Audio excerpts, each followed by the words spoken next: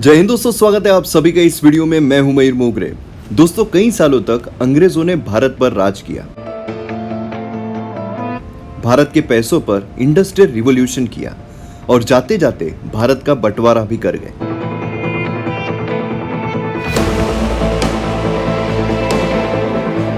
ये कहानी है 1947 की, जहां एक तरफ भारत को अंग्रेजों की गुलामी से आजादी मिल रही थी तो दूसरी तरफ भारत का एक हिस्सा अलग होकर पाकिस्तान बन रहा था।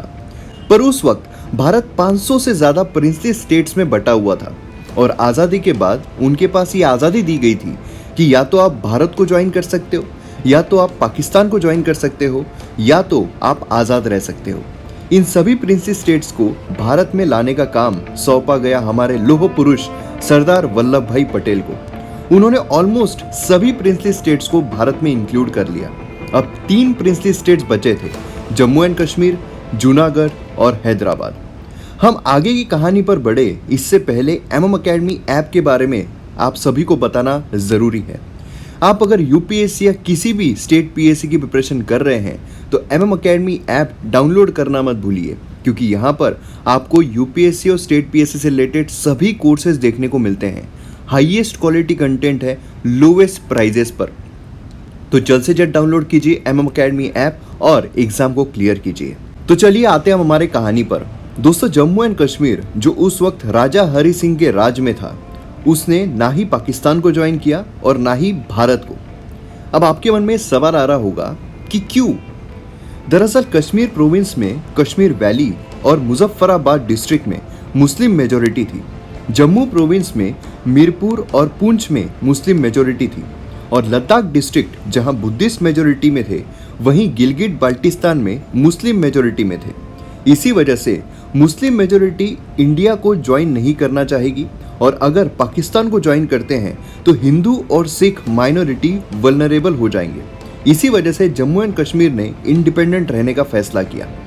पर पाकिस्तान की नज़र इस जन्नत पर थी और इसी जन्नत को पाने के लिए लोगों को जन्नत का हवाला देकर उन्हें मिलिटेंट्स बनाया गया और 20 अगस्त को ऑपरेशन गुलमर्ग पाकिस्तान के द्वारा लॉन्च किया गया और मिलिटेंट्स ने खैबर पख्तूनवा से जम्मू एंड कश्मीर पर अटैक किया।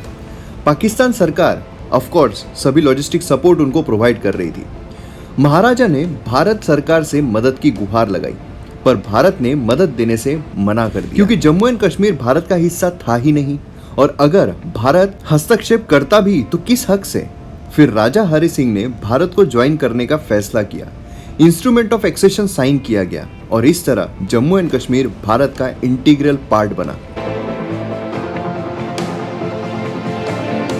भारत सरकार ने अपनी आर्मी भेजी पाकिस्तान को बाहर खदेड़ने के लिए। भारतीय सोल्जर्स ने इंडियन टेरिटरी रिकैप्चर करना शुरू किया और 1 साल में 2/3 अपने ताबे में ले ली। उतने में जवाहरलाल नेहरू यूनाइटेड नेशंस गए, जहां UN रिजोल्यूशन दिया गया जिसमें सीज फायर की बात की गई, जिसमें कहा गया कि पाकिस्तान ने अपने सोल्जर्स को पीछे खींचना होगा। अगर पाकिस्तान अपने सोल्जर्स को पीछे खींचता है, उसके बाद जम्मू एंड कश्मीर में प्लेबिसाइड किया जाएगा। पर पाकिस्तान ने अपने सोल्जर्स पीछे खींचे ही नहीं, तो अब प्लेबिसाइड होगा क्यों? खैर, 1/3 पार्ट जो पाकिस्तान ने एक्वायर किया था उसे पाकिस्तान ने सो कॉल्ड आज़ाद कश्मीर और गिलगिट बल्तिस्तान नाम दिया और ये लाइन सीज फायर लाइन कहलाई गई। 1971 वॉर के बाद शिमला अग्रीमेंट होता है, जिसके बाद इस लाइन को डिमार्केट किया जाता है, जहां आज हम इस लाइन को so called line of control कहते हैं। अब इंस्ट्रूमेंट ऑफ एक्सेशन के तहत भारत को जम्मू एंड कश्मीर के ऊपर डिफेंस पावर्स मिलती है और राजा हरि सिंह जम्मू एंड कश्मीर के लोगों के हित के लिए ऑटोनॉमी चाहते थे, जिस वजह से हमारे कॉन्स्टिट्यूएंट असेंबली के द्वारा आर्टिकल 370 इंक्लूड किया जाता है, जहां जम्मू एंड कश्मीर को टेम्पररीली स्पेशल स्टेटस दिया जाता है, जैसे उनका अलग कॉन्स्टिट्यूशन होगा, ध्वज होगा, एक्सेट्रा। इसी के तहत जम्मू एंड कश्मीर की कॉन्स्टिट्यूएंट असेंबली बनती है, जो जम्मू एंड कश्मीर का कॉन्स्टिट्यूशन बनाती है। आर्टिकल 370 भले ही टेम्पररी था, पर उसे हटाने के लिए जो प्रोविजंस आर्टिकल 370 में दिए गए थे वो काफ़ी चैलेंजिंग थे।